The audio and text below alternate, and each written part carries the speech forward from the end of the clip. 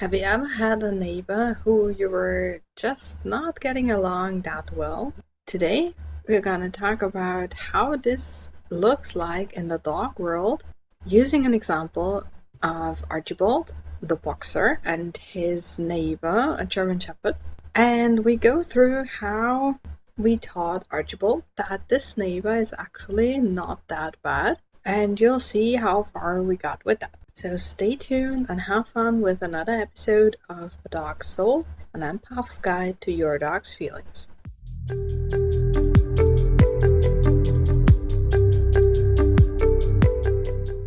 Alright, so Archibald was a 4-year-old boxer, and he had developed a very severe case of leash reactivity.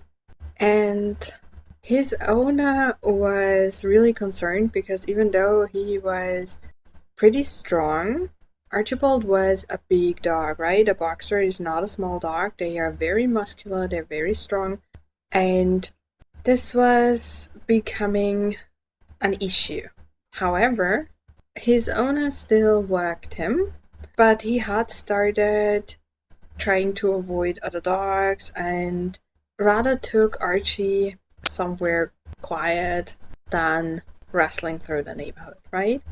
But there was another issue, and that was actually the main reason for starting training, and that was that Archibald started fights through the fence with the neighbor German Shepherd.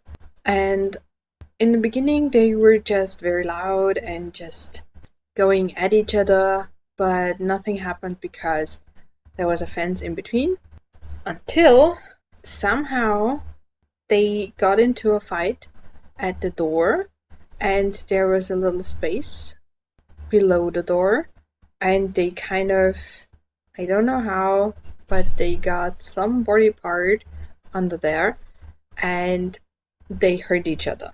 Not badly, but still. That was the moment where Archie's dad knew that this could not go on any longer.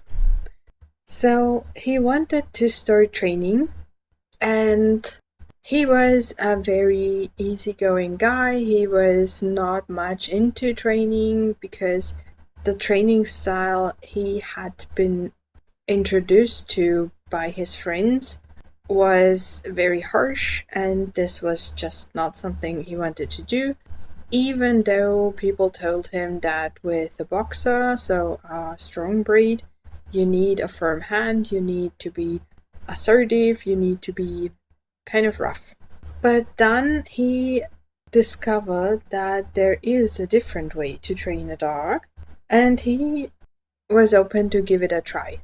He was prepared to just live with Archie's behavior in case the training would not work, but he was prepared to try it.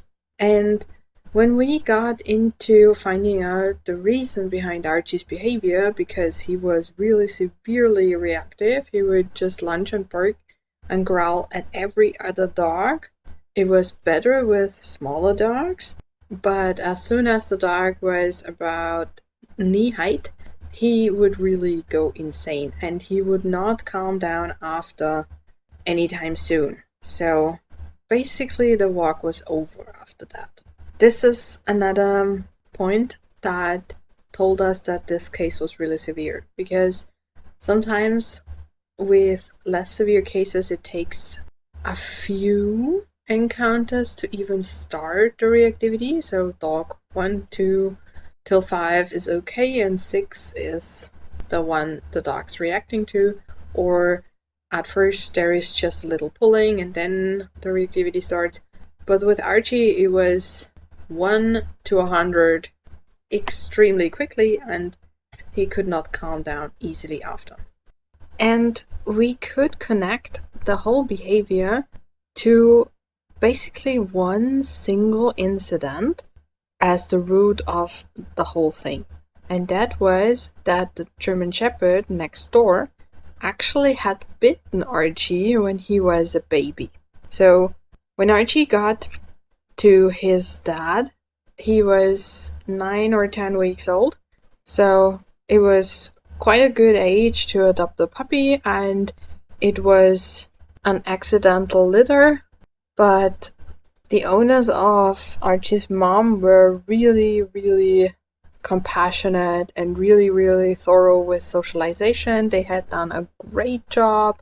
All of Archie's siblings were doing really well, and Archie actually was doing really well as well. He was not afraid of anything. He was open to humans. He was open to other animals. He was a little bit interested in wildlife, but not too much. He was not insanely excitable, so some boxers are really, really over the top. It was not the case with him, and he loved to do stuff with his dad, and they played together, they went hiking together, they were a really good team. And basic training was also no issue, so Archie walked fine on leash, and he would turn around when his dad called his name, he would come when called, so all those things were really going well. But there had been this incident when he was a baby, and the neighbor German Shepherd, bit him. So this was a traumatic event, and from that day on, Archie continuously had issues with other dogs. He would not necessarily start fights off-leash, but he would be very excited and he would be a little bit of a bully. So in his insecurity, he started running over other dogs. He would just be very impolite. And that got him into trouble as a youngster a few times at a dog park. And even with one of his dad's friend's dogs. But they didn't make much of it because two adult intact males getting into a fight, it happens, or so they thought. But for Archie, it wasn't just males. He would go at first after any dog that looked remotely like a German Shepherd or behaved like a German Shepherd. If we look at that breed, they are very often very straightforward, very stary, very direct in their approach, and this can come off as very impolite to other dogs. It often does, and that was a huge trigger for Archie. But it didn't stay like that. It wasn't just German Shepherds. It kind of progressed more and more and more until it was every other dog, especially the ones that was bigger. So, since we have found the reason for that, we also knew that this wasn't a case of a young dog just wanting to get to the other dogs, which is very, very common, but it was a case of fear. And if you saw Archie, you wouldn't have guessed fear as the underlying emotion, because Archie did not display the usual signs of fear. He was not backward oriented, he was not showing fear in the face, he was very forward, he was also not trying to get away. He had done that when he was younger, but he had so much practice that he felt safe in his behavior. And this is when we see offensive instead of defensive aggression or reactivity. We cannot forget that reactivity is, in the form of lunging, barking, growling on leash, a form of aggression. So the dog wants to get the other dog away because he or she feels uncomfortable. And that was what Archie was doing. Basically, he was afraid that he would get hurt again, so he tried to yell at the other dog to go away, or else. And he meant business. He wouldn't necessarily start really fighting, but if the other dog were to respond with aggression as well, Archie would not back down. So this is something that can end up really badly, right? And with the fence, it did. So it was not only that we had to work on the reactivity outside and on leash, but also inside the garden and at the fence with the neighbor's dog. And the neighbor was not willing to participate in training. Archie's dad didn't really know the neighbor, actually, because he was a very shy person, as he described him, and he kept to himself. He didn't really want anything to do with the neighbors. He was not unfriendly, but he was just not a very social butterfly, right? And he was also a little older, and the German Shepherd was also a little bit older, and the German Shepherd lived outside. So the human and the dog didn't have that much of a connection. The dog was more or less just a guard, and he got fed, and sometimes the owner spent a little time playing ball, but there wasn't the relationship a pet has with its caregivers usually, right? So the ball was on Archie's side. And this is sometimes a lot harder because the other dog is more likely to sabotage the training process. And there is limited space, right? If you have a fenced-in yard, there is always limited space. So you cannot just walk a kilometer away and train from there because your dog needs a distance. Except if you have a really, really big yard. But in most cases, the space is pretty limited, and that makes training also a little bit harder. Now, in Archie's case, there was an option to start from outside because it was a very open neighborhood. They didn't have too many other neighbors right next to them. So they could use an open field to just train. But it wasn't really necessary because Archie had actually connected the yard with relaxation, which was awesome because his dad liked to invite some friends over and have a bonfire in the garden and just enjoy a chilled afternoon together. And again, the relaxed personality of Archie's dad was helping him so much. It was a perfect counter to Archie's excitability as a boxer, right? So Archie could relax pretty well outside, and his dad was also willing to just go outside for training and for relaxation. So we had perfect conditions. Now, what Archie did, however, was as soon as they stepped outside, his first look was at the fence. And if he did not have a leash on and the German Shepherd was at the fence, Archie would charge the fence. So what we started with was to put a leash on Archie as soon as they were stepping outside. And we introduced a ritual that whenever they got outside, Archie would get a few treats scattered to pick up, and this was a substitute for him looking at the fence. So he got something else to do as soon as he stepped outside. And this relaxed the situation a lot because the German Shepherd realized that Archie was no longer staring at him whenever he got outside, and that calmed him down a little bit as well. Now, since Archie still felt tense when they got outside, even with the scattered treats that help a little bit with relaxation, right? He still felt tense. So what they did was they played a little game of look at that. So Archie would notice the other dog. He would get marked and rewarded in the different directions. So he would always look at the other dog, walk a little bit away. Look at the other dog, walk a little bit away. And that was actually a fun game for Archie. So he was happy to do anything with his owner anyway. So he could just do that. And he was relieved. You could see that in him. He was relieved that he no longer had to engage the other dog.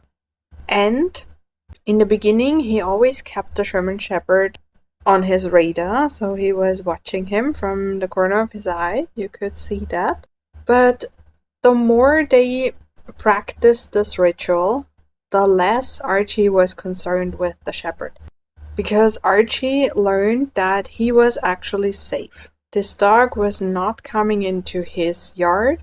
This dog was not coming close to him, and he was not hurting him again.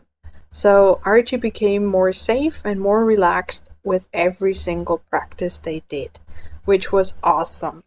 And since that made the start of the walk a lot more relaxed, it also helped with the reactivity. Now, of course, the reactivity outside is something completely different, and they started working with a dog park. They had a dog park nearby that was pretty frequented by the neighborhood, and they just could walk there. It was a little bit of a risk to meet other dogs while walking there, but it was a street that was not too busy, and they could just use cars that were parked there or change sides whenever they saw another dog. So they could keep their distance or block the view with a car that was parked there. And again, Archie's dad was really quick to implement those techniques. They came very easily to him. And Archie, again, he was just a fun-loving nature, and he would just participate with anything. So he loved to eat as well. At first, they started with playing tug as a reward to capture Archie's excitement level. But pretty fast, they realized that this was actually a little bit too much for Archie, so they switched to treats. And they used a variety of different options to give that treat. Archie's dad either threw the treat on the ground, or he sent Archie searching, or he would offer the treat from the hand, or he would scatter some treats that Archie could just pick up. Or if something was a really close call and Archie almost started his rant, they would do a game of bowling. So throwing treats back and forth, which adds a little bit more excitement, but it is a very high value reward for most dogs, and for Archie it was as well. So with that, Archie pretty quickly started to look at his dad whenever he saw another dog. And that was when things started changing extremely fast. They could reduce the distance so very fast that almost every day Archie's dad had a reason to brag, because Archie was doing so well. And then there was a setback. And this happens very often. It is just, sometimes it's just bad luck. Sometimes we slip up in training. Sometimes we get a little careless. Sometimes it's something medical. And for Archie, it was actually a combination. He was doing a training session at the dog park. He was feeling good, and then there was a German Shepherd in the dog park who charged the fence in Archie's direction and started barking really loudly. Archie jumped just a tiny little bit and landed on a shard of glass and hurt his paw. So, once again, in his mind, a German Shepherd caused him pain. And this was something that set back the training a lot, but thankfully only when it came to German Shepherds. So they got to a point where they could pretty much walk by a lot of dogs. With small dogs, they didn't even have to change lanes. They could pass by in just 2 arms length. It was pretty easy. And for bigger dogs, Archie just learned that whenever he would look at his dad, they would walk in a curve past the other dog, and it was no big deal either. They didn't need a lot of distance. Archie would just on his own look for help, or on his own tell his dad that he wanted to go walk a little bit off the path or walk in a curve or whatever. With German Shepherds, the reactivity came back. It was a lot more manageable and it was a lot more handleable. So they could, with enough distance, they could wait and let the other dog pass. They could walk in a big curve. And they could play the look at that game as well with enough distance. If a German Shepherd appeared suddenly somewhere, Archie would react again. But it was not as badly as before.